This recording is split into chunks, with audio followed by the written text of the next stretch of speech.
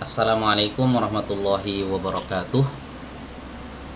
Alhamdulillahirabbil alamin wa bihi nasta'in ala umuri dunya waddin. Wassalatu wassalamu ala Rasulillah wa ala alihi wa sahbihi ajma'in, amma ba'du. Baik teman-teman sekalian, apa kabarnya? Semoga sehat selalu ya. Insyaallah di video kali ini kita akan memulai program baru, yaitu program tahsin surat Al-Kahfi yang insyaallah akan kami upload secara rutin setiap malam Jumat ya. Jadi buat teman-teman yang memiliki keluangan waktu di malam Jumat ya, insyaallah teman-teman bisa ngaji bareng ya sama kita ya di channel ini ya. Kita akan membahas surat Al-Kahfi ya, dari awal sampai akhir insyaallah ya. Meskipun setiap pertemuannya kita akan ambil beberapa ayat saja ya. Sebenarnya program ini sudah berjalan sejak 2 pekan yang lalu ya. Sudah ada 2 video yang kami upload ya, tapi setelah kami pertimbangkan kembali ya, kami pikir-pikir sepertinya program ini kami akan ulang lagi dari awal ya, karena di video yang pertama kali ya kami membahas surat Al-Kahfi ini dari ayat 1 sampai ayat 10 dengan penjelasan yang tidak rinci ya. Jadi kami ingin tiap ayat ini dibahas hukum tajwidnya dengan rinci sehingga nantinya teman-teman bisa mendapatkan faedah lebih banyak lagi. Baik, kita akan mulai ya teman-teman semuanya ya. Nah, buat teman-teman yang sedang menyimak ya, boleh disiapkan mushafnya ya, kita baca sama-sama ya, ayat per ayat. Nggak mesti kita baca seluruhnya ya, karena surat Al-Kahf ini memiliki ayat yang cukup banyak ya. Kita akan bahas ya, satu ayat aja terlebih dahulu. Baik, silakan disimak, saya akan baca dari awal ya. A'udzu billahi minasy syaithanir rajim. Bismillahirrahmanirrahim.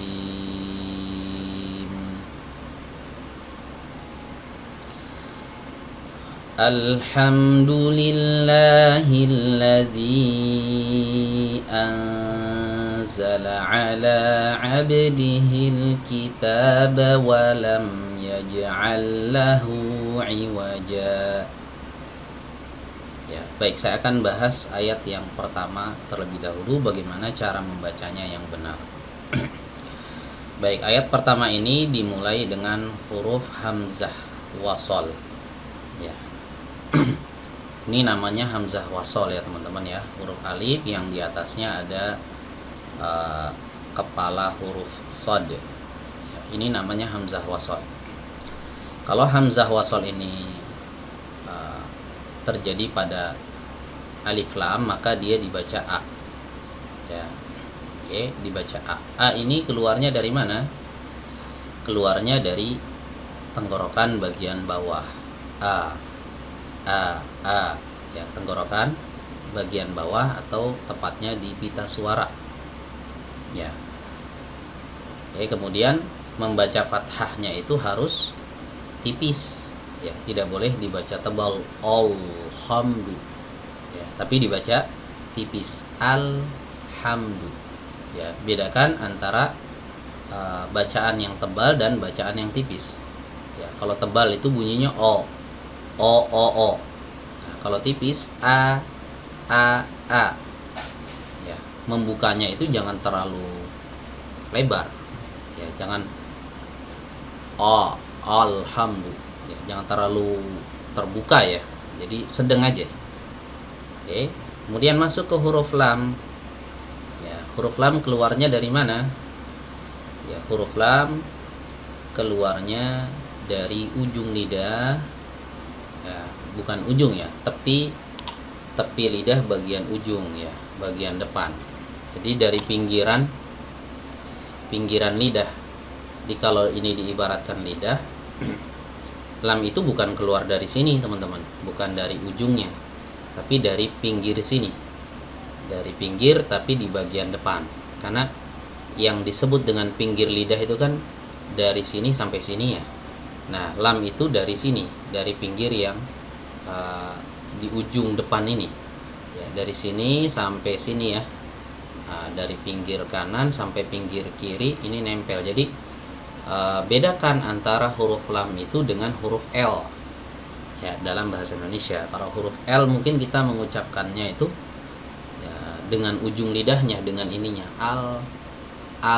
Nah, tapi kalau lam, pinggir lidahnya ini ikut disertakan, bahkan tumpuannya itu malah di sini ya. Al dengan al itu beda ya, suaranya al lebih banyak ya, ujung lidahnya ini yang dikenakan, ditempelkan ke gusi ya. Baik, kemudian yang berikutnya huruf ha, al ha ya. Ha ini adalah huruf yang keluar dari tenggorokan bagian tengah ya, dari tenggorokan bagian tengah, dari katup kecil di sini. Ini namanya katup epiglotis ya. Nah, jadi buat teman-teman yang belum tahu katup epiglotis itu seperti apa, di sini saya akan kasih tahu ya, katup epiglotis itu seperti apa. Nah, ini yang dimaksud dengan katup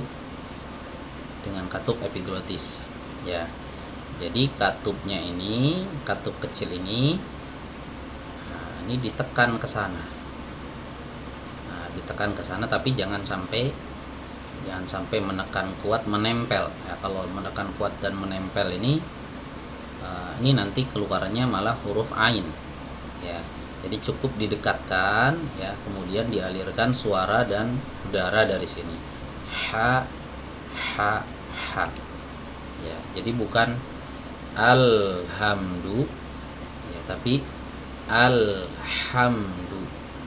Ha, hi, hu, ya, bukan ha, hi, hu. Oke, kemudian hati-hati ketika kita ingin berpindah dari lam ke huruf ha. Nah, ini ada aliran suara huruf lam sejenak ya, jadi jangan langsung pindah alhamdu. Nah, ini salah ya, harus dialirkan dulu huruf lamnya sejenak, suaranya dialirkan. Alhamdu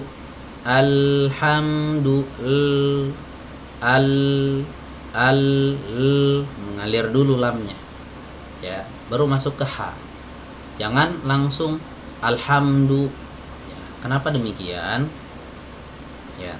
Karena huruf lam ini memiliki satu sifat yang namanya tawassut ya. Tawassut itu aliran suara tapi sejenak saja ya, bukan aliran yang panjang, tapi aliran yang sedang saja ya. Tawassut atau bainiyah nama lainnya ya. Jadi dialirkan al-ha, bukan al-ha ya, terlalu cepat pindahnya. Jadi biarkan dulu dia ngalir al-ha ya. Baik, kemudian ada juga terkadang yang mengucapkan huruf lam ini dengan dikolkolah ya. Ini salah ya. Ya, seringkali kita dengar tuh orang membaca awal surat ini atau lafadz ini dengan mengkolkolahkan huruf lam, alha ya, kurang tepat ya teman-teman ya. Jadi jangan dikolkolah, kemudian jangan terlalu cepat pindahnya, biarkan dia ngalir dulu. Alha. Oke, paham ya? Baik, kemudian masuk ke huruf yang berikutnya yaitu huruf mim huruf mim. Ya, huruf mim ini keluar dari dua bibir ditempelkan. Ya, bibir atas ya dengan bibir bawah. Ya, ya, menempel biasa saja. Jangan terlalu ditekan. Sampai ada kerutan di bibirnya ini. Nah, ini salah juga ya. Ya, jangan sampai menekan kencang gitu, enggak. Mingkem biasa saja. Ini seperti huruf M di dalam bahasa Indonesia. Ya. Jadi kalau kita mengucapkan huruf M dalam bahasa Indonesia itu sama seperti huruf mim ya di dalam bahasa Arab ya, dalam Al-Qur'an. Ya. Jadi biasa saja. Oke, kemudian masuk ke huruf dal. Ya, mimnya disukun, dalnya di dhammah. Ya, perhatikan teman-teman. Ya, huruf dal ini keluar ya dari ujung lidah ya bertemu dengan pangkal gigi seri atas. Ya, ujung lidah bertemu dengan pangkal gigi seri atas. Ya. Oke, biar lebih jelasnya saya tampilkan gambar makhrajnya. Ya. Silahkan dilihat. Nah, ini gambar makhraj ya huruf dal. Ya, perhatikan di sini teman-teman. Ya, yang di sebelah kiri ya. Yang di sebelah kiri. Sebenarnya yang sebelah kiri dan sebelah kanan makhrajnya sama aja. Cuma yang membedakan itu bagian belakang lidah. Kalau yang sebelah kanan ini huruf to, bagian belakangnya ngangkat. Nah, yang kita bahas itu huruf dal. Ya, huruf dal itu ujung lidahnya, perhatikan teman-teman. Ya. Ujung lidahnya ditempelkan ke pangkal gigi seri bagian atas. Ya, ke pangkal gigi seri bagian atas. Jadi ujung lidahnya ini nempel ke gusi, nempel juga ke gigi. Ya, pangkal giginya. Ya, bukan ke gusi aja. Da gitu, bukan ya, tapi da tempelkan ujung lidahnya ini, tempelkan ke pangkal gigi seri atas ya. Dan perhatikan lidah bagian belakangnya ini rileks ya. Da, jadi jangan ditegangkan do nanti jadi tebal ya. Kalau ditegangkan ini jadi tebal. Jadi ketika membaca Al-Qur'an itu rileks aja ya, nggak usah tegang ya. Baik, di situ tempat keluarnya huruf da ya. Baik, kemudian di sini harokatnya dhammah. Nah, ketika kita mengucapkan huruf dengan harokat yang dhammah ya, maka bibir kita ini harus dimajukan. Du. Ya, majukan sempurna, du. Ya, jangan malas ya untuk memajukan bibir ini. Kadang ada yang malas ya memajukan bibirnya ini, sehingga akibatnya apa? Dhammahnya ini tidak dibaca dengan sempurna. Ya, malah kesannya seperti huruf o. Alhamdulillah da. Alhamdulillah. Ini salah. Alhamdu. Nah, kalau maju ini jadi sempurna. Ya, pelafalannya. Alhamdu. Ya. Baik. Kemudian hati-hati, perpindahan dari mim ke dal itu sama seperti lam ke ha tadi. Jadi ada aliran dulu ya, sejenak di huruf mimnya ini. Jangan terlalu cepat ya. Alhamdu, ini kecepatan ya. Jangan terlalu cepat. Alirannya sama seperti huruf lam tadi. Ya, dimana kita tadi mengalirkan huruf lam, al-ha, mimnya juga dialirkan. Alhamdu. Ya, jadi huruf lam dan mim ini harus dialirkan karena keduanya memiliki sifat tawassut atau bainiyah. Ya. Paham ya teman-teman ya? Baik, kemudian masuk ke huruf yang berikutnya, huruf lam. Oke, di sini huruf lam terjadi pada lafzul jalalah atau lafaz Allah. Nah, jika huruf lam ini terjadi pada lafzul jalalah, ini ada kaidah khusus ya teman-teman ya, terutama untuk lam yang keduanya ini. Kalau lam yang pertamanya ini enggak, ya tetap dibaca li. Nah, untuk lam yang keduanya ini terkadang dibaca tebal, terkadang dibaca tipis. Ya, kapan dibaca tebal dan kapan dibaca tipis? Kalau sebelum lam yang kedua ini yang bertasydid ini ada fathah, maka dia dibaca tebal. Ya, kalau dia dhammah dibaca tebal juga, kalau kasrah dibaca tipis. Nah, ini karena berhubungan sebelumnya ada yang kasrah, maka dibaca tipis. Lillahi, lillahi, ya. Jangan dibaca tebal, lillahi. Kadang dibaca tebal seperti Allahus Samad, ya, atau Rasulullah, bukan Rasulullah, Rasulullah, ya. Kalau di sini ini dibaca tipis. Alhamdulillah, bukan lo, ya. Alhamdulillahi. Nah, huruf H ya keluar dari tenggorokan bagian bawah. Ya, dari tenggorokan bagian bawah. Sama seperti huruf hamzah. Ya, bedanya di mana? Bedanya dia suaranya mengalir. Ya, udaranya juga ikut mengalir. Nah, sementara hamzah itu serba putus, suaranya putus, ya, aliran udaranya juga putus. Kalau huruf H ini suaranya ngalir, aliran udaranya juga ngalir. Lillahi, hi, ini harus ditahqiq betul-betul teman-teman ya, harus keluar dari tenggorokan bagian bawah. Ya, terkadang ada orang yang menyepelekan, ya, disepelekan bacaannya, ya, nggak keluar dari sini persis gitu, ya, kayak ngegantung. Ya, contohnya begini, ada yang membaca ayat ini seperti ini, Alhamdulillahilladzi, illadzi, bukan illadzi, harus jelas hilladzi, hi, bukan i, bukan i. Alhamdulillahilladzi, salah. Alhamdulillahi, hi, ya, harus tahqiq muhaqqaq dari sini, dari tenggorokan bagian bawah atau di pita suara, ya, di pita suara. Oke, baik. Kemudian langsung masuk ke huruf lam. Hamzah wasalnya tidak dibaca karena setelahnya ada tasydid. Ya. Jadi jangan dibaca alhamdulillahi alladzi, enggak.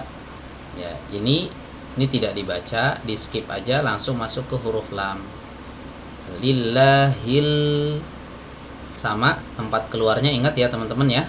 Seperti lam yang di sini itu harus konsisten.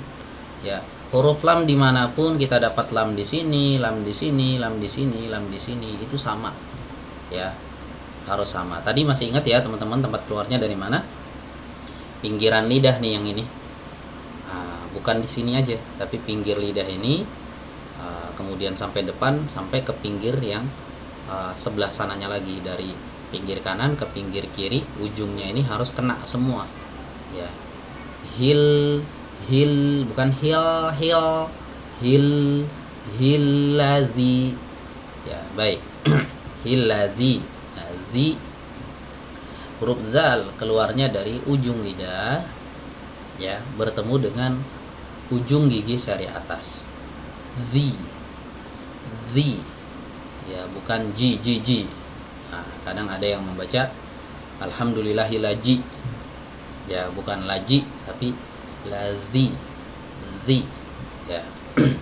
Ujung lidah kita ini, ujung lidahnya ditempelkan ke ujung gigi seri atas, ya. Baik, biar lebih jelas ya, saya tampilkan lagi makhrajnya, ya. Ini makhrajnya. Nah, ini dia makhrajnya teman-teman, ya. Tempat keluarnya yang sebelah kiri, ya. Ini yang sebelah kiri. Ini saya ambil dari kitab At-Tajwidul Musawwar yang ditulis oleh Syekh Aiman Rushdi Suwaid hafizahullah. Ya, kitab ini merupakan kitab yang sangat bagus sekali, membahas tentang tajwid tapi disertai dengan gambar-gambar yang banyak, ya, sehingga memudahkan kita untuk memahami makhraj, ya, terutama dari sisi visual. Ya, perhatikan di sini, ini adalah makhraj huruf dzal, tempat keluarnya huruf dzal. Ya, ujung lidahnya ini, ujung lidah kita ini dikeluarkan sedikit temannya. Ya, dikeluarkan sedikit ya teman-teman ya, dikeluarkan sedikit, semacam digigit. Ya, tapi bukan digigit. Ya, ingat, bukan digigit, hanya ditempelkan saja. Ya, ditempelkan kemana? Ke ujung gigi seri bagian atas. Oke, ke ujung gigi seri bagian atas ke sini. Ya, perhatikan di sini tuh ya. Adapun ujung gigi seri bagian bawah ini hanya tertempel gitu saja, tapi bukan dijadikan tumpuan. Tumpuannya tetap di atas, bukan di bawah. Jadi bukan digigit. Kalau digigit itu kan atasnya neken, bawahnya neken gitu ya. Jadi ini enggak. Lidahnya itu ditekankan ke gigi yang atas. Adapun jika menempel dengan gigi bawah, gigi seri bawah, ini enggak masalah. Cuma jangan ditekan. Ya. Oke, kemudian lidahnya ini digesek. Kalau kita mau pindah ke harokat za, zi atau zu, ini digesekkan dengan ujung gigi seri atas ini. Za, digesekkan. Jadi bukan tempel aja. Da, enggak gitu. Tapi digesek. Za, zi, zu. Oke, balik lagi ke sini. Ya, alhamdulillahillazi, zi, gesekan ya, ujung lidahnya digesekkan dengan ujung gigi seri atas. Oke, lanjut. Zi di sini kasroh bertemu dengan ya yang mati. Ya, huruf ya yang mati. Nah, ini dalam hukum tajwid namanya mad. Ya. Kalau setelah mad ini ada hamzah, ya. Kalau setelah mad ada hamzah, maka muncul bendera ini. Nah, ini yang disebut dengan mad jaiz munfasil. Ya. Panjangnya bukan hanya 2 harokat, ya, tapi dilebihkan. Ya, kita boleh memilih ya 4 atau 5 harokat. Ya, kalau mau dibaca 4 seterusnya. Kalau mau dibaca 5 seterusnya. Ya, seperti itu. Terserah mau dibaca 4 atau 5. Jangan kurang dari 4, jangan lebih dari 5. Gitu ya. Ya, alhamdulillahilladzi Nah, ini harus jelas hamzahnya. Ya, keluar dari tadi udah ya, tenggorokan bagian bawah atau pita suara. Ini harus jelas teman-teman ya, mengucapkan hamzahnya. Ya, kadang ada tuh yang nggak jelas khofa ya, seperti ya huruf H tadi. Ya, alhamdulillahilladzi anzala, ladzi anzala. Nah, ladzi a, ini harus jelas a-nya.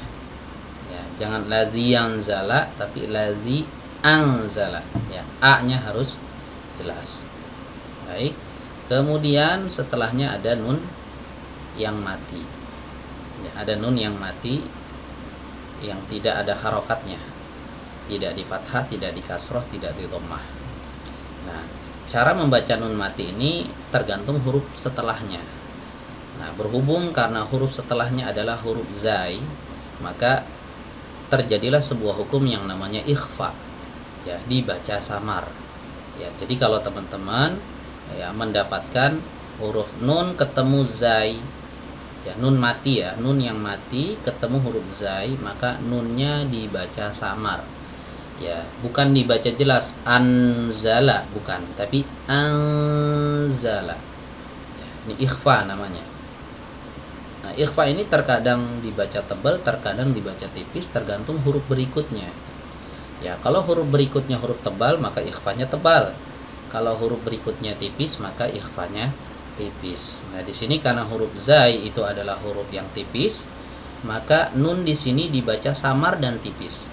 Anzala, tidak boleh dibaca anzala. Ya, anzala ini tebal. Ya, harus dibaca tipis. Anzala. Oke, seperti itu ya teman-teman ya. Anzala dimasukkan ke al-khayshum ya, atau rongga hidung di sini ya. Anzala. Oke. Lanjut ke huruf zai. Ya, huruf zai itu makhrajnya atau tempat keluarnya ada di ujung lidah. Ya, ada di ujung lidah.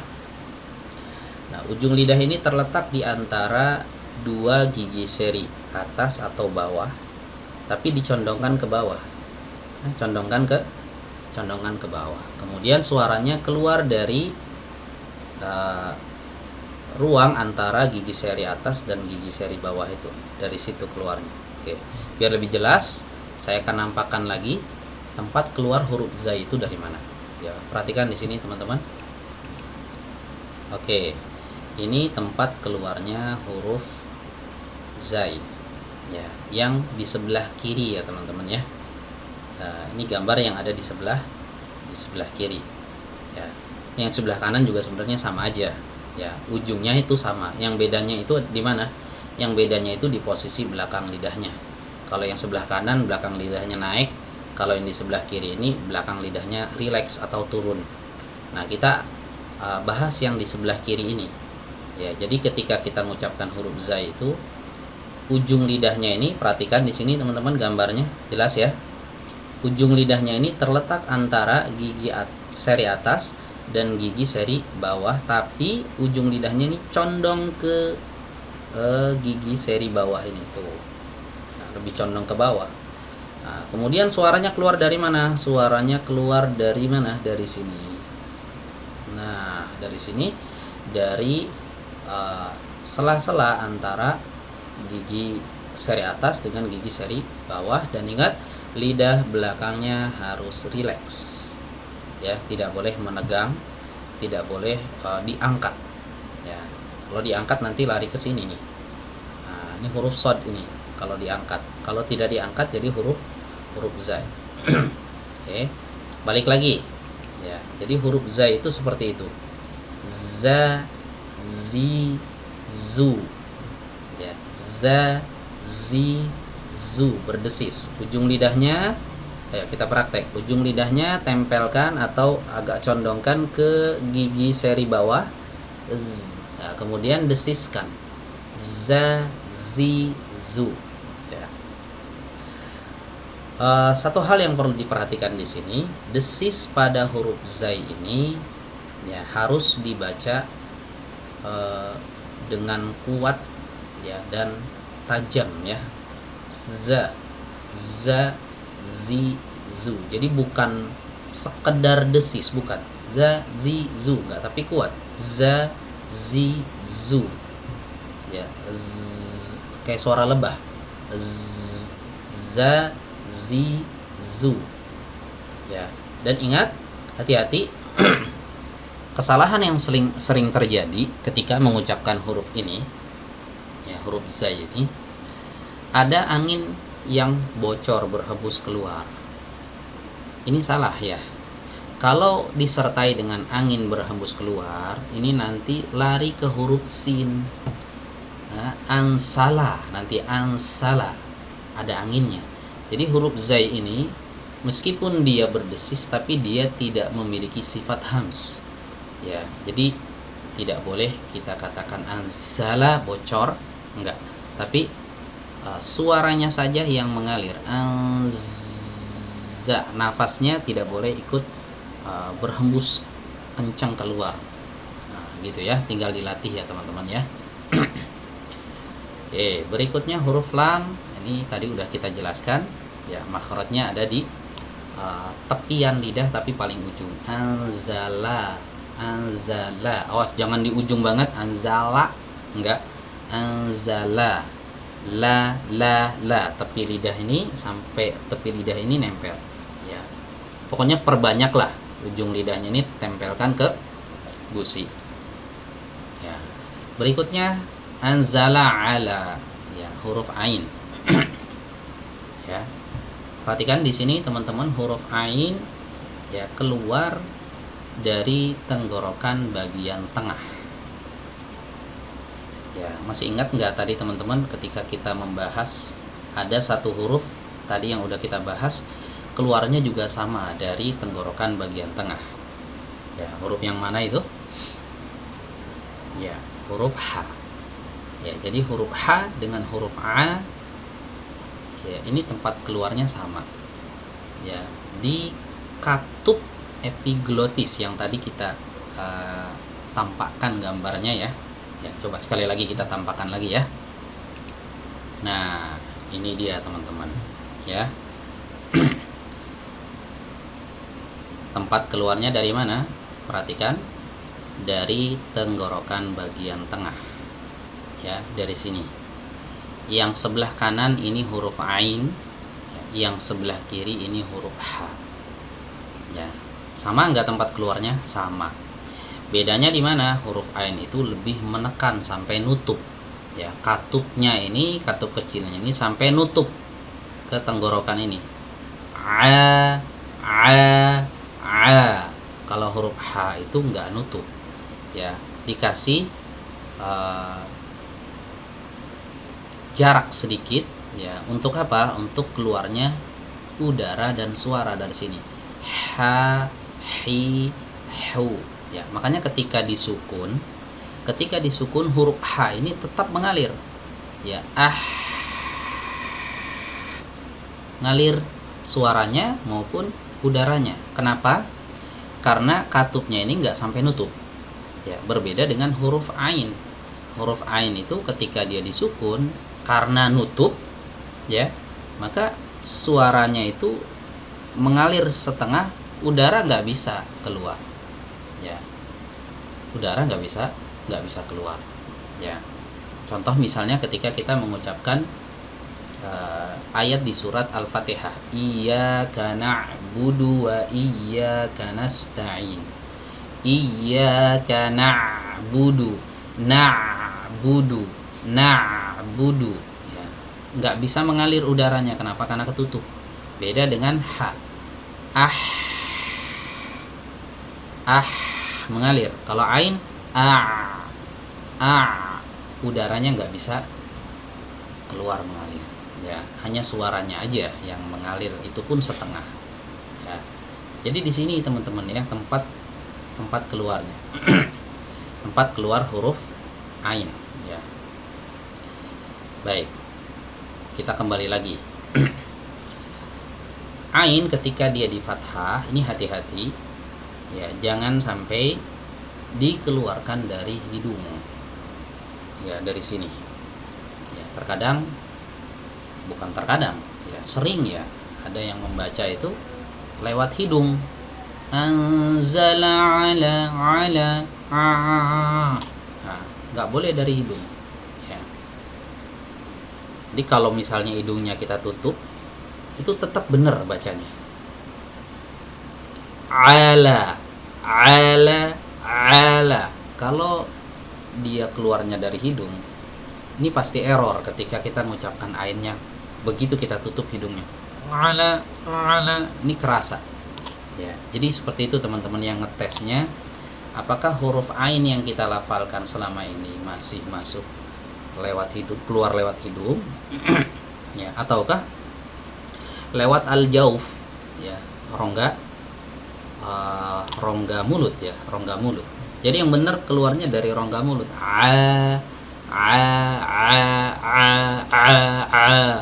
Keluarnya dari sini, bukan ya. Pernah dengar nggak teman-teman kalau orang membaca surat Al-Fatihah kadang tuh ada yang membaca alamin, alamin pakai ain tapi ainnya di hidung. Nah, itu salah. Ya. Jadi kita harus tahu dulu tempat keluarnya ini dari mana. Ya, kalau udah tahu baru dilatih, ya. Jadi keluarnya itu dari katup kecil tadi itu, teman-teman, ya, dari sini. Ya, dari katup kecil ini namanya katup epiglotis. Tekankan ke sini, ya. Tek gitu ya. Tutup. Ya, supaya muncul suara ainnya. A. Oke, lanjut ke huruf lam. Lam tadi udah kita jelaskan, ala 2 harokat, dibaca 2 harokat. Karena di sini ada tanda mad, ya, huruf alif yang dikecilkan ini, teman-teman, tuh ya. Ala. Jadi kalau ada fathah setelahnya ada alif, ini alif kecil ya. Nah, ini dibaca panjang 2 harokat. Oke. Kemudian ain lagi. Ya, sama seperti tadi. Jangan dari hidung. Ya. Baik, masuk ke huruf ba. Ya, keluar dari 2 bibir. Dan huruf ba ini dibaca tipis. Ya, jangan dibaca tebal. Ya, harus dibaca tipis. Tidak ada huruf ba yang tebal di Al-Qur'an, ya. Ya, tidak ada huruf ba yang tebal di Al-Qur'an. Jadi semua huruf ba dibaca tipis. Ya, tapi terkadang pada prakteknya ada aja yang membacanya dengan tebal. Ya, contoh seperti ini. Ada yang membacanya begini. Alhamdulillahilladzi anzala ala 'abdihi 'abo. Ini kan tebal. Ya. Ini hati-hati, jangan sampai 'abo. Nah, memantul dan pantulannya harus tipis. Ya. Kemudian hati-hati, ini qalqalah apa namanya? Qalqalah sughra. Ya, qalqalah sughra, baik yang sughra maupun yang kubra, ini harus dibaca dengan jelas. Tapi jangan sampai terputus. Ya, terkadang ada juga yang membaca qalqalah sudah benar memantul tapi pantulannya ini kurang tepat. Ya, dibacanya sudah dipantulkan tapi pantulannya kurang tepat. Ya. Abdihi, ini putus suaranya. Abdihi, harusnya abdihi, bukan abdihi. Ada semacam hamzah yang disukun. Nah, ini juga kesalahan yang samar, ya. Ya, bagi beberapa orang kadang nggak sadar, ya, dikasih tahu baru ngeh gitu. Ya, jadi hati-hati ketika mengucapkan huruf ba, pantulannya itu harus tipis. Ini yang pertama, harus tipis, nggak boleh ditebal. Kemudian yang kedua, jangan diputus. Jangan abdihi tapi abdihi. Oke. Masuk ke huruf dal dan huruf ha, tadi udah kita jelaskan makhrajnya. Ya. Da, di, du ada di ujung lidah bertemu dengan pangkal gigi seri bagian atas. Oke, kemudian huruf ha-nya juga sama, ada di pita suara di tenggorokan bagian bawah. Dihi, hi-nya harus jelas. Ya, jangan abdil kitab, abdil, dihil, dihi. Ini harus jelas dari tenggorokan bagian bawah. Ya, kadang ada yang membaca sampai di dada, abdihi, begitu ya. Ini berlebihan, ya. Berlebihan. Jadi huruf H itu jangan dikeluarkan dari dada. Keluarnya itu dari tenggorokan bagian bawah. Langsung masuk ke huruf lam. Ini hamzahnya dibaca enggak? Tidak dibaca. Ketika dia di tengah kalimat tidak dibaca. Ini hamzah wasol, ya. Jadi tidak perlu kita baca abdihi al-kitab. Jadi langsung masuk ke lam. Abdihil kitab. Abdihil kitab. Ya, hati-hati di sini teman-teman ketika mengucapkan huruf kaf. Ya, huruf kaf itu ya hampir mirip dengan huruf K dalam bahasa Indonesia. Ya, huruf kaf ini memiliki hams. Ya, memiliki sifat hams atau aliran aliran udara. Tapi suaranya nggak boleh ngalir. Ya, jadi di sini seperti ada pertentangan. Ya, dari satu sisi udara harus ngalir, ya kan? Di sisi yang lain suara nggak boleh ngalir gitu. Ini gimana caranya? Udara ngalir tapi suaranya nggak boleh ikut ngalir, ya. Baik. Jadi di sini kita lihat lebih kuat yang mana, ya.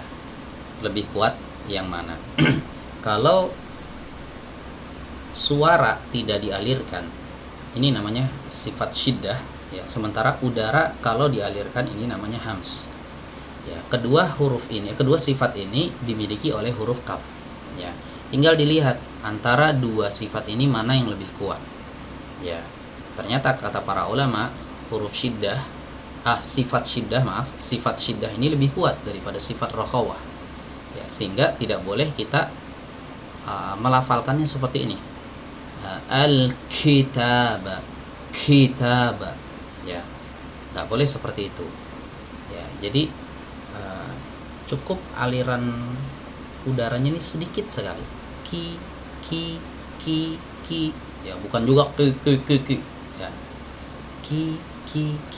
Ya, seperti itu, dikit aja, nggak boleh terlalu banyak. Kitaba ini berlebihan.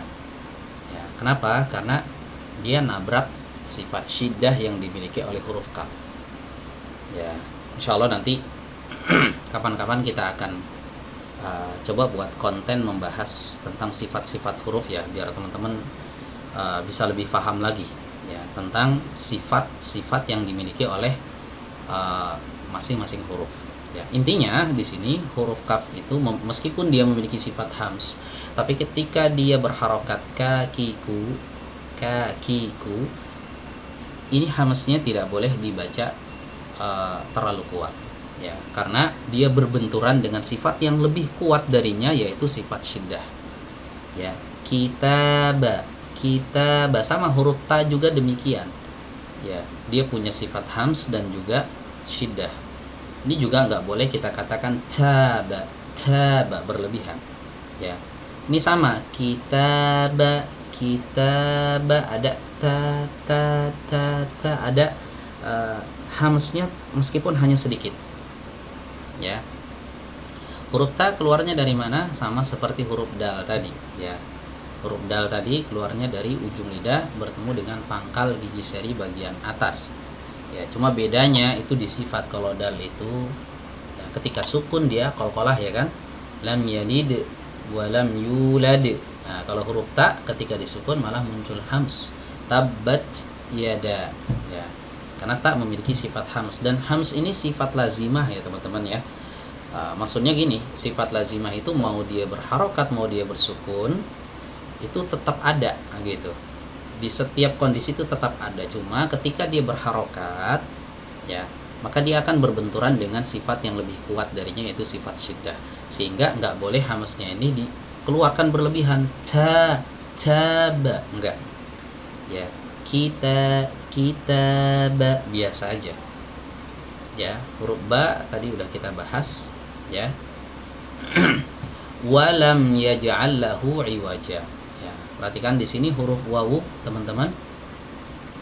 Huruf wawu itu keluar dari dua bibir dimonyongkan, ya. Dan ini berlaku di semua kondisi. Huruf wawu di semua kondisi, mau dia fathah, ya, maka startnya itu harus dari depan dulu, dari monyong dulu bibirnya, wa, gitu. Mau kasroh, wi, mau dhammah, wu. Jadi sebelum harokatnya dikeluarkan, mulutnya udah monyong duluan. Mau sukun, bu, ya, tetap monyong, ya, atau min khauf. Jadi semua wawu itu harus dilafalkan dengan memonyongkan bibir, ya. Jadi kalau kita mengucapkan huruf wawu di fathah, ya, ini startnya dari depan, walam. Jadi bukan walam yaj'al, walam, monyongin dulu, walam, itu, ya. Walam yaj'al. Lam sudah kita bahas, mim sudah kita bahas, huruf ya sekarang, ya. Huruf ya keluar dari tengah lidah. Ya, tengah lidahnya terangkat naik ke langit-langit. Ya, ya, ya, sama seperti huruf Y ya dalam bahasa Indonesia, nggak sulit insya Allah. Jadi huruf-huruf yang rempong dilafalkan itu ya, agak ribet diucapkan, itu biasanya huruf-huruf yang nggak ada pelafalannya dalam bahasa Indonesia. Ya, seperti huruf dod itu kan nggak ada dalam bahasa Indonesia huruf dod. Ya, kalau huruf ya ini sepadan dengan huruf Y dalam bahasa Indonesia. Ya, kalau kita bisa bilang sayang, nah itu berarti huruf ya itu udah bisa. Ya, paham ya? Berikutnya huruf jim, ya ja'al. Nah, huruf jim ini punya sifat qalqalah, teman-teman. Ya, sebelum kita bahas sifat qalqalahnya, kita harus tahu dulu tempat keluarnya dari mana. Ya, karena terkadang masalah muncul ketika dia dikeluarkan bukan dari tempat yang semestinya. Ya. Huruf jim ya keluar dari tengah lidah sama seperti huruf ya tadi. Cuma bedanya huruf jim ini sampai nempel ke langit-langit. Ya, di tengah lidahnya itu sampai menempel ke langit-langit seperti ini. Tapi kalau huruf ya itu enggak. Dia mendekat saja. Ya. Baik, untuk lebih jelasnya silakan disimak gambar makhrajnya seperti ini, teman-teman. Nah, ini dia gambar makhrajnya, teman-teman ya. Ya. Perhatikan perbedaan ya antara makhraj huruf jim dengan makhraj huruf ya. Jim itu yang di sebelah kanan, ya itu yang di sebelah kiri. Yang ini, yang tengah-tengahnya ini huruf shin. Nah, itu nanti akan kita bahas kalau kita ketemu huruf shin ya. Nah, perhatikan teman-teman, makhraj mereka ini sama, tempat keluarnya sama dari tengah lidah. Ya, dari tengah lidah menuju ke langit-langit. Ya, bedanya jim ini sampai nempel, tengah lidahnya nempel ya tuh. Ya, ini titiknya di sini. Ya, tengah lidahnya naik, ngangkat sampai nempel ke langit-langit. Ya, sementara huruf ya enggak. Huruf ya itu ngangkat tengah lidahnya, cuma enggak sampai nempel. Ya, jadi itu perbedaannya teman-teman ya. Meskipun makhrajnya sama, tapi tempat keluarnya sama ya, tapi pelafalannya itu berbeda. Ya, cara melafalkannya juga berbeda. Jim tengah lidahnya nempel ke langit-langit, ya tengah lidahnya meskipun naik tapi nggak sampai nempel. Ya, oke, balik lagi. Walam yaj'al. Kita masih di huruf jim. Ya. Nah, sekarang kita akan bahas qalqalahnya. Ya. Huruf jim memiliki sifat qalqalah. Ya. Dan hati-hati ketika melafalkan huruf qalqalah. Ya. Ketika kita melafalkan huruf qalqalah, ya. Ini jangan sampai ada desis yang ikut keluar. Ya. Banyak yang membaca ayat ini seperti ini. Ya. Walam yaj'al kedengeran ya? Yaj malah ada desis yang keluar muncul. Malah apa ya? Angin malah kencang ya. Yaj'al. Seperti huruf C malah terdengarnya. Ya, yaj'al. Padahal jim ini itu lebih condong ke huruf J dalam bahasa Indonesia. Yaj'al bukan yaj'al. Ya, jadi hati-hati ketika memantulkan ya huruf jim ini dikolkolahkan, itu bukan dialirkan desis yaj'al enggak, yaj'al. Jadi yang muncul itu suara pantulan yaj, bukan udara. Yaj.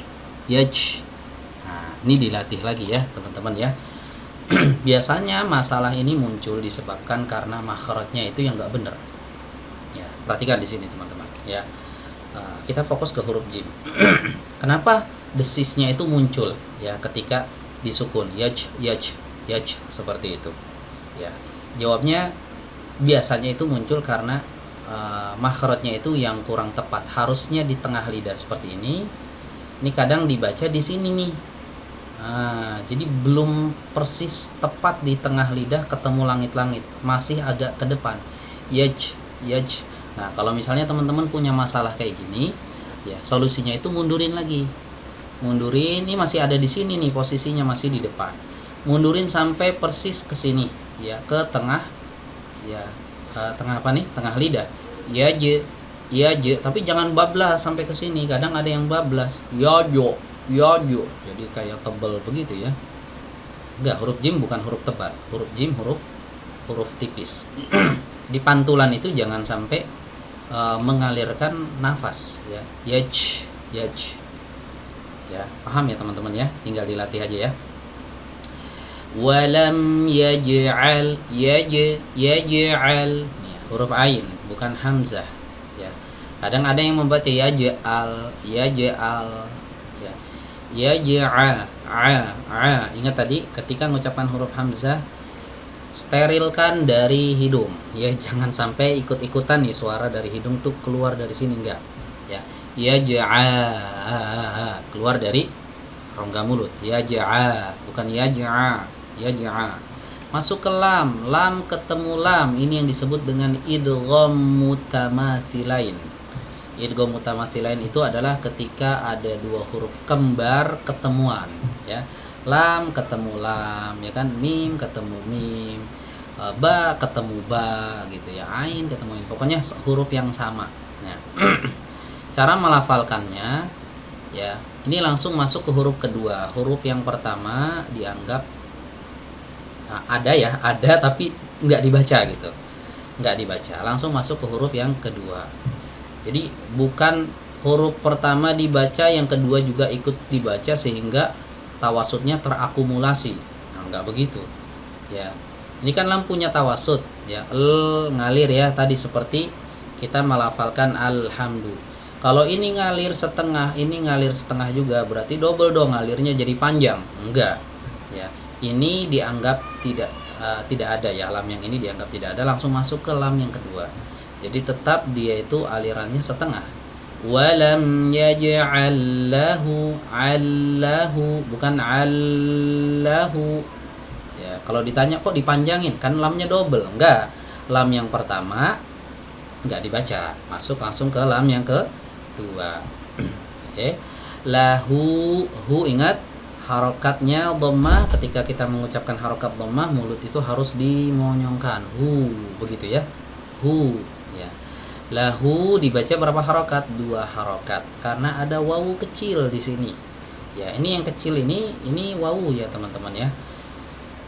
Kalau di mushaf Indonesia biasanya dhammahnya terbalik seperti angka 6 ya, seperti angka 6. Tapi kalau di mushaf Timur Tengah seperti ini yang sedang kita baca ini, dhammahnya malah berubah jadi wawu dan dia dikecilkan ya. Ini yang disebut dengan mad silah qasirah ya, mad silah qasirah, dibaca 2 harokat. Oke. Kemudian iwaja. Nah di sini ada wawu, hati-hati teman-teman ya, ketika mengucapkan wawu ya, ini mulut dimonyongkan, tadi udah kita jelaskan ya. Iwa, jadi bukan iwaja, bukan iwaja ya. Baik, kemudian di sini ada sin yang sin kecil ya.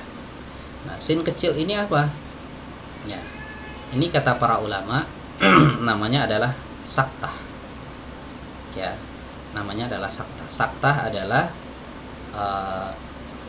suatu keadaan di mana kita membaca ya sebuah bacaan, kita berhenti sejenak tanpa mengambil napas, kemudian langsung masuk ke lafadz yang berikutnya ya. Jadi kalau mau kita sambung sini teman-teman, kalau mau kita sambung ayat 1 dengan ayat 2, ini kan iwajang qayyima gitu harusnya ya. Tapi karena di sini ada saktah ya, maka di sini harus dikasih jeda dulu. Ini dengan catatan kalau mau kita sambung, iwaja qayyima, nah gitu, harus berhenti sejenak tanpa ngambil nafas, baru masuk ke huruf qaf yang ada di sini. Itu kalau kita niatnya nyambung. Kalau kita niatnya berhenti gimana? Ya udah, berarti saktahnya nggak kepake ya. Kalau kita niat waqaf di sini, ya udah berhenti aja, narik nafas. Walam yaj'al lahu iwaja, tarik nafas ya, karena niatnya waqaf, baru masuk ke sini qayyiman liyunzira ba'sa. Ya, kalau niatnya nyambung, ya maka harus disaktah terlebih dahulu. Aywaja qayyima, berhenti sejenak tanpa mengambil nafas. Ini namanya saktah. Baik, kita ulang ya teman-teman ya. Kita baca sekali lagi ya dari awal ya. Ya, mungkin kita bahas satu ayat aja terlebih dahulu ya di kesempatan kali ini. Insya Allah nanti di pertemuan yang berikutnya akan kita lanjutkan kembali masuk membahas ayat yang kedua. Ya. Alhamdulillahilladzi anzala ala 'abdihil kitaba wa lam yaj'al lahu 'iwaja.